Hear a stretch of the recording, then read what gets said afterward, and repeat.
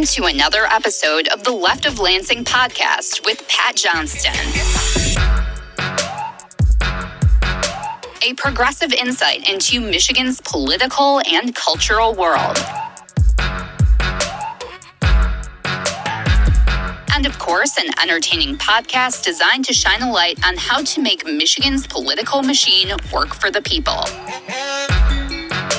Now, from the Left of Lansing headquarters, located in his attic, here's the award-winning Pat Johnston.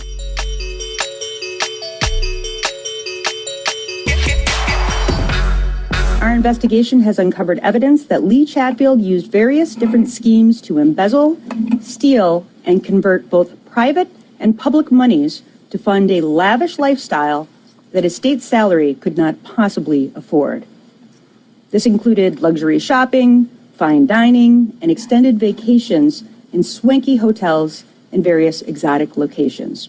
Aw, yeah. Welcome to another installment of Michigan's premier progressive podcast. I am Pat Johnston, and I feel like it's becoming a weekly trend where we are spending time on another episode talking about another aspect of the Michigan Republican Crime Syndicate. And yes, I wanted Michigan Attorney General Dana Nessel's voice leading this week's episode because she and her office made some big news this week. As you heard, the Attorney General announced her office has filed charges against former Republican State House Speaker Lee Chatfield and his wife, Stephanie Chatfield. Isn't that nice? Now, this investigation started as a look into allegations of sexual assault and financial wrongdoing by Lee Chatfield. And according to Kyle Davidson from Michigan Advance, Lee Chatfield faces 13 counts, including charges of conducting a criminal enterprise, embezzlement, and a violation of the Charitable Trust Act. Stephanie Chatfield faces 2 counts, embezzlement from a nonprofit organization and conspiracy to commit embezzlement from a nonprofit organization. But,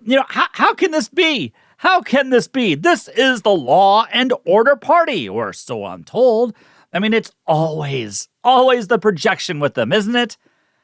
As Davidson reports in Michigan Advance, Michigan State Police began investigating Chatfield after his sister-in-law, Rebecca Chatfield, told authorities that Lee Chatfield sexually assaulted her for more than a decade. Assaults which began when she was just 14 or 15 years old. Nessel's office then took over that investigation in 2022, but then expanded that investigation to also include allegations of Lee's misappropriating funds. Now, Attorney General Nessel did not issue any charges related to the sexual assault allegations, citing not enough evidence, and maybe that's because so much time has passed or some other variables we just don't know exactly. But can you just imagine if sexual assault charges against current Democratic State House Speaker Joe Tate surfaced, charges which included allegations that he sexually assaulted someone, or let's just put it in Lee Chatfield's terms, that he sexually assaulted his sister-in-law when she was just 15 or 16 years old? Can you just imagine? Seriously, can you imagine if the same charges were levied against any Democrat in the state house? The right wing would be all over this, charging Democrats with being groomers. But as we've seen with former U.S. House Speaker Dennis Hastert, who was called a serial child molester by a federal judge and who spent 15 months in jail for evading bank laws as he was paying hush money to a former victim, it seems like many so-called pro-family right-wing Republicans are kind of the ones doing the grooming, or at least are accused of it more often than not. I mean, the right wing yells and yells that progressives are grooming kids because of a book in a library. But they're the actual ones either getting caught or at least being accused of said grooming. It's always the projection. Now, getting back to the Michigan Advance story, let me just read one more paragraph, if you don't mind. Through the investigation, Nessel said they discovered Lee Chatfield had used a 501c4 social welfare organization, the Peninsula Fund, to pay off his personal charges on credit cards, utilized a kickback scheme from his political action committees, and received improper mileage reimbursements from state monies for trips he did not take. And she also alleged that Chatfield used the money from the Peninsula Fund to rent and sublet an apartment, pocketing the money from the sublease. Oh, man. I mean, this guy used government, used his power, used his position to enrich himself and his family. But he never once thought about using government to help his constituents and to help fellow Michiganders. Not once. And as Nessel said during that press conference, the Chatfields converted that Peninsula Fund money for their own personal use. And Stephanie Chatfield's job was apparently to act like, like a de facto accountant. She'd make the payments from that fund and then make sure that everything balanced out. Nessel also charged 2 former Chatfield aides with several felonies in December, including embezzlement, criminal enterprise, and filing a false tax return. The individuals, Robert and Ann Menard, have pleaded not guilty, according to Michigan Advance. This is today's Michigan Republican Party, everyone. And they're following in the footsteps of Dear Leader, who's currently in court facing criminal charges that he paid a former adult actress, Stormy Daniels, that he paid her money to keep quiet about her allegations that she, unfortunately, had a sexual encounter with Dear Leader. Ugh. But the crime that he's being accused of doing is that he gave money to his former lawyer, Michael Cohen, who then gave that money to Miss Daniels. Now you're saying, what's wrong with that? Prosecutors say that the money given to Cohen was falsely logged as, quote-unquote, legal expenses. You see, it was used as a scheme to bury these allegations from ever seeing the light of day, which could alter the outcome of an election. And by the way, didn't Lee Chatfield join former Senate Majority Leader Mike Shirkey on that trip to Washington, D.C., where they met with Dear Leader as he was trying to overturn the election here in Michigan in 2020? Law and order. Oh, and before you forget, these charges against Lee Chatfield are happening just 1 year after another former Republican State House Speaker Rick Johnson was charged for taking bribes as chairman of the state's Medical Marijuana Licensing Board. Again, this is your law and order party. Again, this is your pro-family party. It's always, always, always the projection. Don't forget that. Now, one part of Dana Nessel's press conference that is getting attention is the part where she called on greater transparency in our state government and how it's so desperately needed. This case and the other major cases we've announced have all highlighted the many ways Michigan's current campaign finance and disclosure laws are inept and make concealing enormous amounts of fundraising and spending far too easy. Nessel and Secretary of State Jocelyn Benson are each appearing in front of a State House Ethics Committee this week, where they will announce their backing of legislation requiring a 1-year moratorium, preventing lawmakers from leaving office so that they can just pack up and quickly join up with some lobbying firm. So that way they can just make some good cash right after leaving office. This is otherwise known as a cooling off period, and it's something that we really need. Now, Democrats just regained their 2-seat majority in the state house again this week with the victories of Peter Herzberg and May Song, who won their special elections. So it's time for Democrats to be bold and pass so many bills that we've been talking about here on this podcast this year, and that includes the Bringing Reforms in Integrity, Transparency, and Ethics Act, otherwise known as the BRIGHT Act. This would force lawmakers to, among many things, disclose gifts from lobbyists and donors, and that their staffs would also be under those same kinds of rules. I can't believe we don't even have those rules already in effect in this state. It's time, because as we've seen, some lawmakers just can't abide by the law.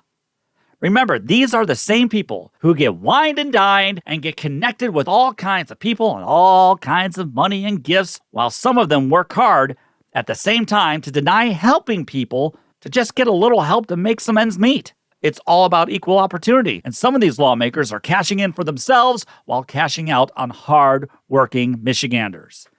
Now, I've talked with many progressive activists and politicians here who've talked about a compassionate economy, or just trying to find ways to make things a bit more fair for some people who don't have the resources to get wined and dined and coddled by lobbyists. These are the hard-working Michiganders who can't afford the money to have corporate lobbyists speak for them in Lansing.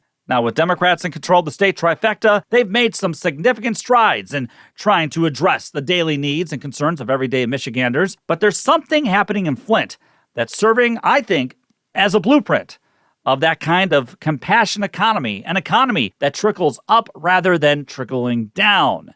There's a new program which started in Flint this past January called the RX Kids program. Now, I brought it up here before, and I'm excited to see how this all works out. The RX Kid program provides all pregnant mothers in Flint a one-time $1,500 payment after 20 weeks of pregnancy, and then $500 a month for the infant's first year. No strings attached, no means testing, no income requirements. That's it. It's just a way to help people in a city that's been devastated by both corporate greed and government abuse and malfeasance.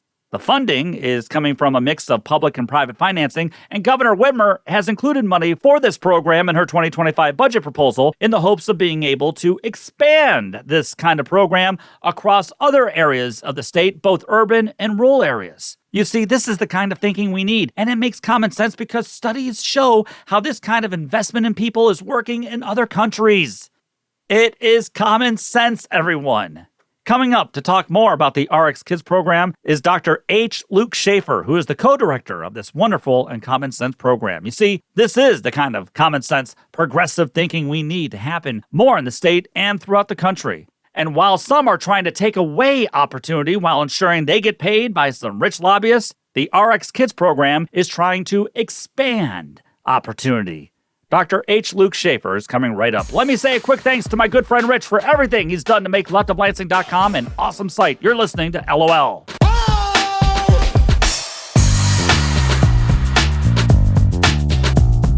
It's the Left of Lansing podcast. If you truly want to get Pat fired up, talk about Tigers baseball or how you think the 90s produced the worst music of any decade, you've been warned. Email him at leftoflansing@gmail.com and follow him on Twitter at leftoflansing. Here's Pat.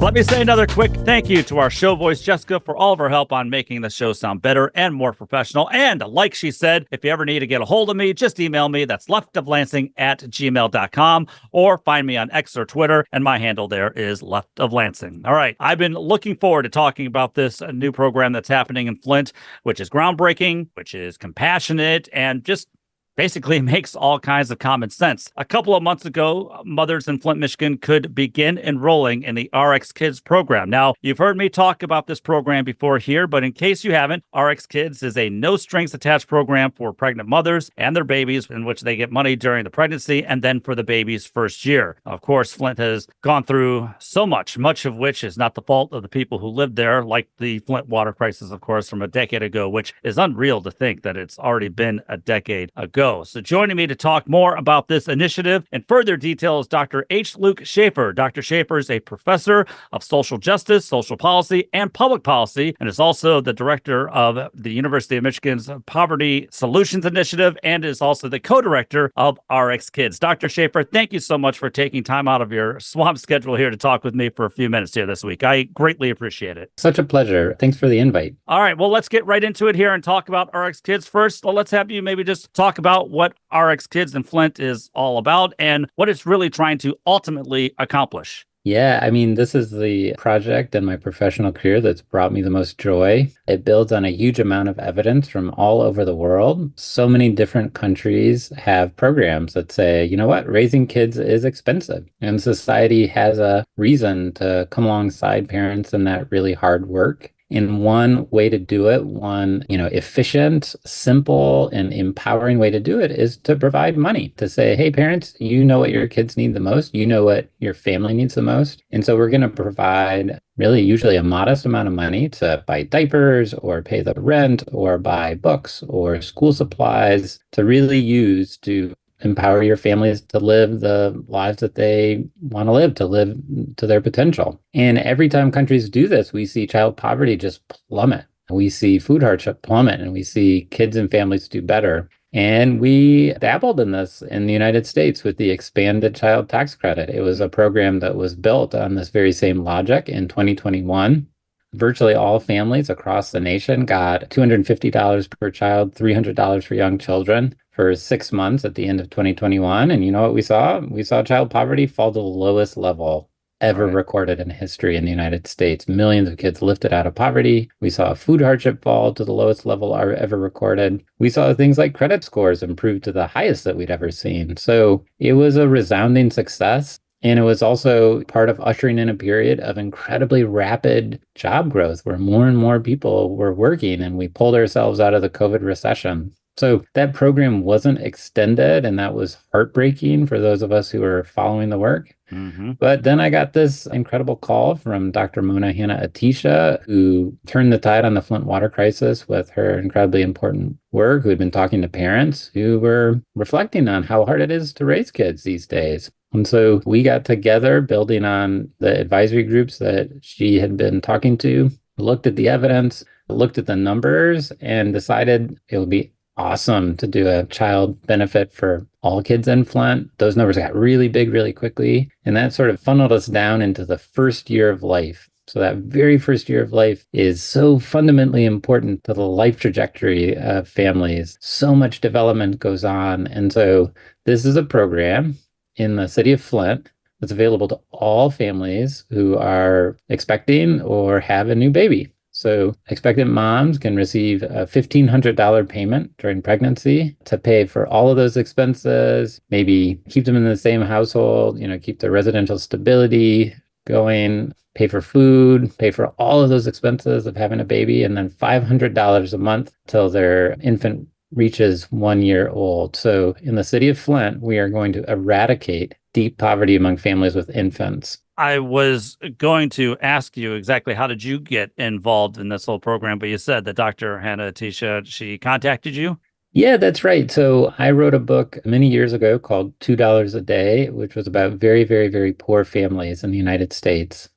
And as a result of that book that got some attention, I got to be a part of designing the expanded child tax credit. It was a proposal that incredible champions took up in Congress. A lot of people, when we just started out, thought it was pie in the sky. It could never happen in the United States, but it continued to get support. And so then when candidate Biden was looking for something extra to do for families during COVID, he grabbed that proposal that was the American Family Act in Congress and put it into his American Rescue Plan. And so the best day of my professional life up to that point was when that program rolled out in 2021, and more than 60 million kids started getting that benefit. Yep. And then the worst day was when it wasn't extended. And so we saw that we could just cause child poverty to plummet. And then as a country, we decided, you know what, we're going to go back to more child poverty. We're going to go back to millions of more children in poverty. So I was sort of a little bit at a loss in figuring out what was I going to do next. And that's when I heard from Mona.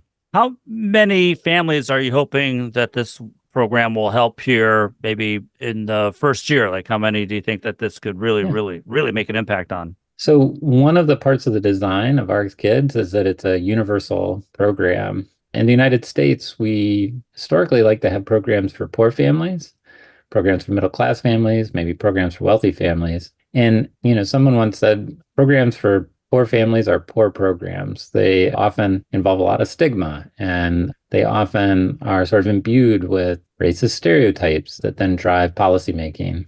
And so this takes a different approach to say, we're going to make this a program for all the families, because families well above poverty are still struggling with the costs of diapers and childcare and all the incredible expenses of raising a kid. A lot of the research is showing actually when you make a program more universal, it actually serves low-income families more effectively. Lower income families are more likely to take up a program that's available to everyone, maybe because of the stigma that it's a different set of messages, maybe because it's simpler to understand. They don't have to wonder, am I below the eligibility line? Am I above it? But in any event, we hope to reach every family in the city of Flint. So another interesting nerdy thing that your listeners might be interested in is we often struggle with getting the counts right of different age groups, like how many kids are out there, how many adults are there in a community. We know with a lot of precision how many infants there are because of vital records, because virtually everybody gets a birth certificate who's born in the United States. So we can look back from the past couple of years and see that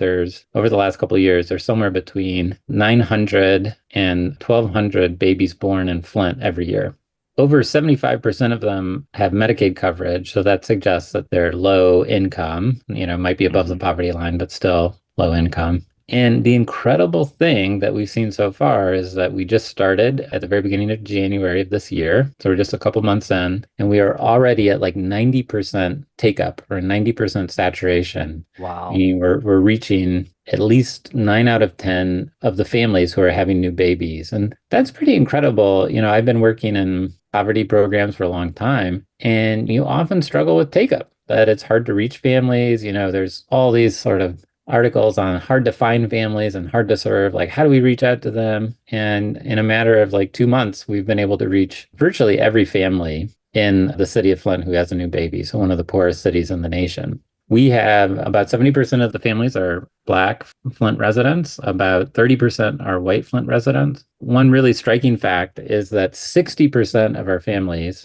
that's 6 out of 10, are reporting household incomes below $10,000 a year. So that gives you a sense of sort of the resources. And when you think about this benefit, the impact that it could have when you're talking about really a significant increase to the overall resources that families have. Of course, of course. And, I think that's the best part about this program is from my reading of it and everything, when this was all starting to come out, I thought the best part was how it's not a means tested kind of program that people have to qualify for, or which means that, or they don't have to be some type of like an income bracket or adhere to some type of work requirement. I mean, that's a key difference there, right? Yeah, absolutely. So this is a program about cash and about empowering families to have the money and be the experts on what their babies need and what their families need. Mm-hmm. It's also really about transforming the social contract, that so much of what we do in the safety net is ask lots and lots and lots of questions. Like, are you really deserving of this? Are you really low income? Do you really need help with food? Do you really need help with childcare? There's just this sort of principle that we want to make sure that no one who isn't eligible gets the help. The impact of this is the messages that it sends to families. It says, like, we don't trust you. We think you're trying to cheat the system. Right. We think you're lying. You said that you need help, but we don't believe you. So we're going to just really put you through the ringer. And this comes from a different logic, a different set of principles. That is, we know how hard it is to parent in this country, how expensive it is, and how important it is. We're talking about the next generation for the entire country. So we want to support you in that work in a way that lifts it up and lets you know you're not alone, that people care about you. And so RX Kids is a program that has got state money. We got money from a block grant called Temporary Assistance for Needy Families, which was a huge thing, and I'm happy to talk about that more. It's money from philanthropy. It's money from the private industry and from local government, all coming together and trying to really communicate and use this program as a statement that we're going to transform the way we're doing business that really lifts families up instead of putting them down. And another really important aspect of the point that you just made is a lot of times when you have a line in the sand, you say, you know what, if you're above this income, you don't really need the help and we're not going to give you any. If you're below, we're going to make you prove it, but then we'll give it to you. That really creates a lot of animosity among families above the line. Yeah. Right? Think about somebody who's just struggling to make ends meet at $30,000 a year, $35,000 a year, but they're watching the cost of what society thinks they need to take care of their kids, the cost of childcare. Yeah, you got to work, but then you got to spend on childcare and you got to spend on transportation. Or you should be buying books for your kids, all of these things. Like, these costs are a challenge for families well up the economic ladder. And so when we have programs that say, we're going to draw this line in the sand, say, hey, if you're above 20,000, you don't really need any help. It really creates animosity among families above that line, says, I'm still struggling too. And like, I'm trying to do everything by the rules. Why don't I get any help? And why do they get help? And so the goal of a program like this is to sort of target this benefit in a place that has very, very high poverty. Flint actually has the highest child poverty rate in the entire nation of every city in the entire country. Flint's got the highest child poverty rate. But at the same time, treat everyone there equally. And in doing so, we send just a very different message, and it can be uplifting and it can put everyone into sort of common cause rather than dividing everyone. Right. It kind of takes away like any type of stigma or jealousy or whatever you want to call it. Exactly. Yeah. I want to talk about the funding here in just a moment, but just want to go back to how you said that the original idea sort of came from that child tax credit that happened around the COVID period. And last fall, I spoke with Danielle Atkinson from Mothering Justice about the child poverty rate, how it had more than doubled last year from the previous year, because, of course, as you said, it did not get renewed. You had congressional Republicans, along with a couple of Democrats in the Senate, who just refused to extend that child tax credit. And like you said, I think it gave parents around $300, I think, a monthly check there. And I say that this is the part that made me feel maybe the most despair when it comes to federal policymakers, because the child tax credit for that 1 year provided solid data, as you've already talked about, showing how effective that it worked for millions and millions of families. So I'm going to ask you something similar that I asked Ms. Atkinson, if you don't mind here. Do you believe that one reason why programs such as the child tax credit, even though it showed that it worked, or programs such as RX Kids here in Flint, maybe one reason why they haven't taken off across the country is because we have been socialized to believe that in America that government assistance is bad and that we just have to pull ourselves up from our bootstraps? I would just like your take on that. Yeah, I think that's a part of it. There is this long history of a belief that if people get help, they're going to work less, and then we're going to be struggling for workers. And one of the really interesting things is the huge growth in employment that we saw that was really took off during that 2021 period, that we were able to do aid at a large level and also see people go back to work in stunning numbers. And sometimes we've heard employers complain, oh, there's no workers, no one wants to work. And the truth is, we are at some of the highest rates of people working in their prime working years that we ever have been in the history of recorded statistics going back to like the 1950s. There's more people in their working years actually at a job right now, as much as we've ever seen. One of the challenges is actually the population decline, that people for a long time have been having fewer babies. And so there are actually fewer workers around. And then we combine that with COVID really restricting immigration, meant that we just had a really tight labor market for a while, but people really did go back to work. And so it's interesting, when you hear these sort of tropes come up again, oh, people just want to stay home when they get the aid. I could go back in time and you could find someone saying the exact same thing from a century ago, with some other completely different sort of set of policies. It's just something we believe in. Especially in this particular case, it's not true. One of the things about the design of the child tax credit was you get the same whether or not you work or not. And that's one thing we've seen, is that with a lot of our public benefits, they decline as you go to work. And then there's a big challenge that people lose their public health insurance too if their earnings get too high. And so that really can trap people and cause them to sort of work less. And that's why we try to design things the way we design the expanded child tax credit, to say, you know what, work, don't work, you get the same amount of money. And the evidence is really quite conclusive that there's a very small or no impact in reducing work when you design policy that way. The RX Kids program is really fascinating to me because I've been involved in these debates for a long time.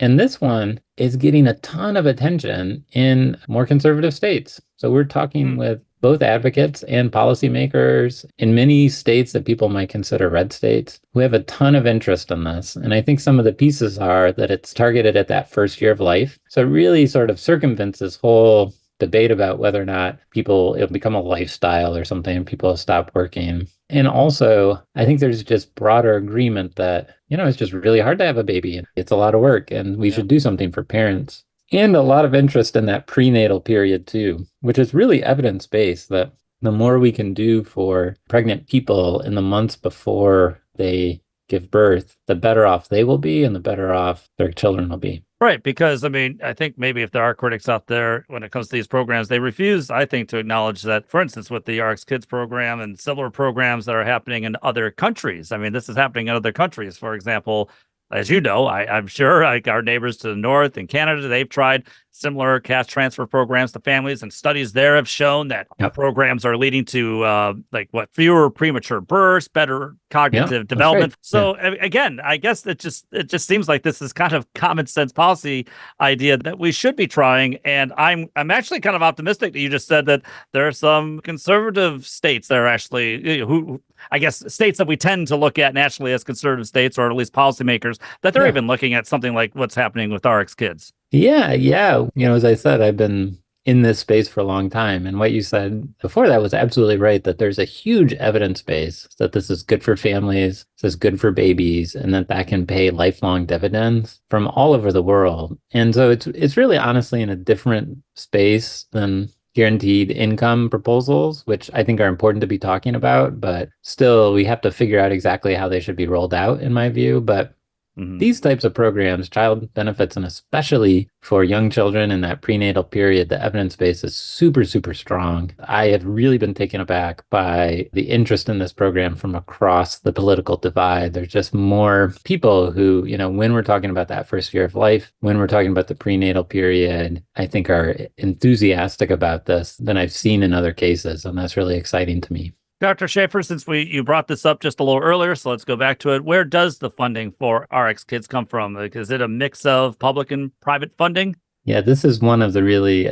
beautiful things. We started out with an incredible challenge grant from the C.S. Mott Foundation. They came in on board with $15 million to support RX Kids, which was just amazing, set the trajectory. But they said, you got to raise another $15 million before we're going to give it. And we've had a huge amount of luck with just all sorts of different funders, and I'm so grateful to all of them. But one of the big game changers was with the state of Michigan. So all states have a block grant called Temporary Assistance for Needy Families, or TANF. That's a block grant that states get to provide a cash assistance program. It was actually born out of the 1996 welfare law. And when it first came into being, we all thought that this was a new welfare to work program with time limits and where states would have to have a certain number of people on their caseload working. But what states figured out over the decades was that it was an incredibly flexible funding stream, that they could provide cash assistance to families. And if they did, they had to abide by these time limits and the work requirements, and they had to do a ton of reporting. Or there were these other purposes of TANF, like promoting marriage and reducing out-of-marriage births. And if they said that what they were spending on was one of these, was fitting into one of those goals, they pretty much had no accountability at all. They just had to say it was true. And what states further figured out they could do is move their TANF dollars into things like their foster care system, child welfare, and then move the state general fund from there to other things. So it essentially became a unrestricted funding stream. And policymakers from Barack Obama to Paul Ryan have proposed that we tighten this up, argued that that was not what anybody intended. But we haven't had a lot of luck in getting states to sort of go back to helping families. And I think that's in large part because the TANF program, the cash assistance program, is really stigmatized. But RX Kids was able to use a provision in TANF for the wonks out there called non-recurrent short-term benefits in RST that allows you to provide cash aid to families during an acute economic crisis for a limited number of months. And we define childbirth as the acute economic crisis because that is actually when poverty spikes to the highest in the life course. And so we were able to get $3.3 million a year with TANF dollars to support RX Kids in Flint. And now I'm so excited that Governor Whitmer included $24 million to expand it to other cities in her executive budget. So this is an incredibly important time to see if we can get that money included in the final budget. It's a great time to call legislators or call the governor and tell them how excited you are about RX Kids and why you think it's good policy. That was going to be my next question. I mean, RX Kids is happening in Flint, but the goal, right, is to get this going in other areas of the state, right? Yeah, we're super excited about the possibility of expansion. Incredible advocates in Kalamazoo are already lining up and ready to go. We've been talking with folks in the Eastern Upper Peninsula. City government in Dearborn is super excited about it. And so we hope, again, that this money from TANF is allocated to expand it to other cities and that we see it expand to other cities. Could be as early as next January, which is pretty incredible. We're busy raising the additional philanthropic dollars. You can't just do this with TANF money. You have to have other sources too. It has to be a public-private partnership for a variety of reasons. So incredible to already be thinking about scaling it up. Exciting to see where it's going to expand to first. We've been focusing on how this program, will help, obviously, families, help expecting moms and their babies. But I've also got to believe, if you don't mind if I kind of take it this way, I've got to believe that the business community is also kind of charting this kind of program because they would also stand to benefit from this as well, right? Yeah. So one of the things we see with the expanded child tax credit, we have a lot of information about where people spent that money. A lot of it gets spent in local economies. We actually think of RX Kids in Flint as both a social welfare and health program. but also an economic development program where we're expecting to see millions and millions of new dollars flowing through the Flint economy. So we're really excited about that and thinking about ways to analyze that. And we saw that with the child tax credit, that people spent it on staples, they spent it at the grocery store, they paid down debts. If you had told me that we could have a policy that both help families put food on the table and help them improve their credit scores, like that's just unbelievable. But where does that money get spent? It does. It gets spent at local retailers a lot. And so companies like Dollar General were huge proponents of the expanded child tax credit, and we hope to see the same type of support in local communities across Michigan. Finally, what do you think we'll be saying about the RX Kids program in Flint in a couple of years? And how do you think it'll, change the perceptions of policymakers everywhere in the future when it comes to a universal payment program such as RX Kids, and how they can begin to view such programs as, I'd say, like investments rather than spending initiatives? I'll say two things. The first is that I expect we're going to see RX Kids spread to other communities all across Michigan. And within a couple of years, I expect to see it spread across the country. And we could see it in different cities across the country, or maybe some states will do it as a whole state. I am excited because Flint has such a huge and proud history of being a leader to the nation. And they were a leader in bringing cars and automobiles to the world. First subdivision was actually built in Flint. Huge strides for organized labor. And so this is an exciting program that I think takes a city which has had hard times and is often known for crisis and poverty. And it offers a very different vision that Flint is now a leader to all of us in how we should care for our youngest children. And everybody should be trying to follow the example that Flint has offered. So that's really cool. And the final thing I think is I have visions of something like this, not just expanding across the country, but expanding across the world. The evidence is just so clear that if we're going to invest in any age across the lifespan, we should be doing more for families with new kids and babies in that first year. And that lesson goes not just in the United States, but all across the world. So imagine a world where we eradicate infant poverty as a species. And that's a pretty exciting vision to me. And I've done some back of the envelope math, and it's not out of reach. It's something we could do. And cash transfers like this are programs that it's possible to administer without depending on local governments all of the time too. So to me, the potential for growth of this is incredibly exciting, and the potential for a Michigan movement, a national movement, and actually a worldwide movement make me so excited it's hard to sleep. Transforming the Social Contract There you go.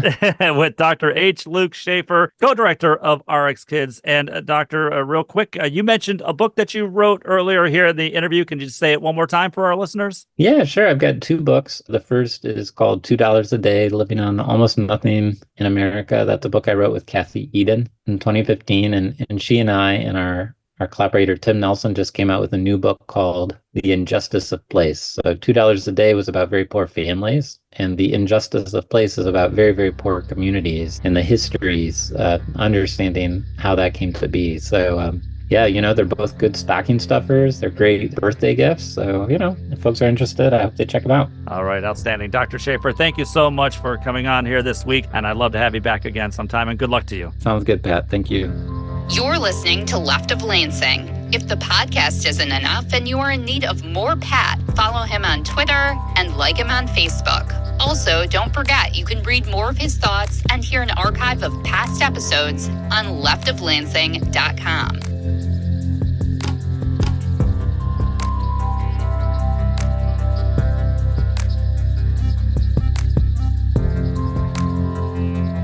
Again, the RX Kids program simply makes common sense. I'd like to thank Dr. H. Luke Schaefer for being on here again this week. In fact, let's use RX Kids in Flint as the basis for the weekly Left of Lansing online poll. The question is, would you like to see the RX Kids program expanded to other areas of the state of Michigan? Your answers are yes, no, I don't know. Just search for my handle on Twitter or X to vote on the poll. That's at Left of Lansing. Time now for a Left of Lansing last call. My talk there with Dr. Schaefer just illustrates how we can really invest in people if we want to do it. I mean, if we truly want to do it.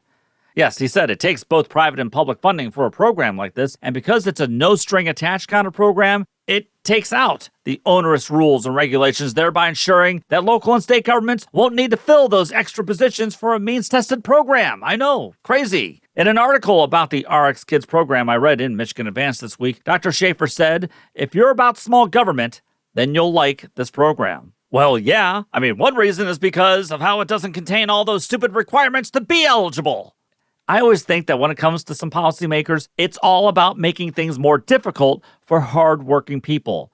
Look, Governor Whitmer's budget last year did include some money for the RX Kids program, but of course, there were some Republicans who had to vote against it. For example, right-wing crank Jim Runstead told Bridge Magazine that the Flint program without restrictions are emotional programs, which create a dependence on government. And the crank also said, to just willy-nilly hand checks out is irresponsible to the nth degree. But as Dr. Schaefer points out, this isn't handing out checks in perpetuity to people. It's about helping people deal with poverty while having a baby. It builds trust within the community, and it helps the local economy, as well as helping a child during that very important first year of life. I mean, come on, everyone. For years, in both Democratic and Republican administrations, we had no problem dishing out billions of dollars in corporate subsidies, which, as we learned last week here in Michigan, it's not exactly doing what they promised. We have no problems giving handouts to corporations. Oh, we love that. But we also love putting stringent demands on struggling, hardworking families. Oh, yeah, that's our hobby here in this country. RX Kids doesn't do that. It doesn't take away opportunity. It expands opportunity for those who most need it. The RX Kids program in Flint is a pro-children, pro-family, and yes, a pro-life program. You're listening to the Left of Lansing podcast. The music you're hearing is by Wander Beats. To hear the latest project, check out Space Leopard on your favorite streaming site. Now back to our favorite progressive voice in Michigan. It's Pat Johnston.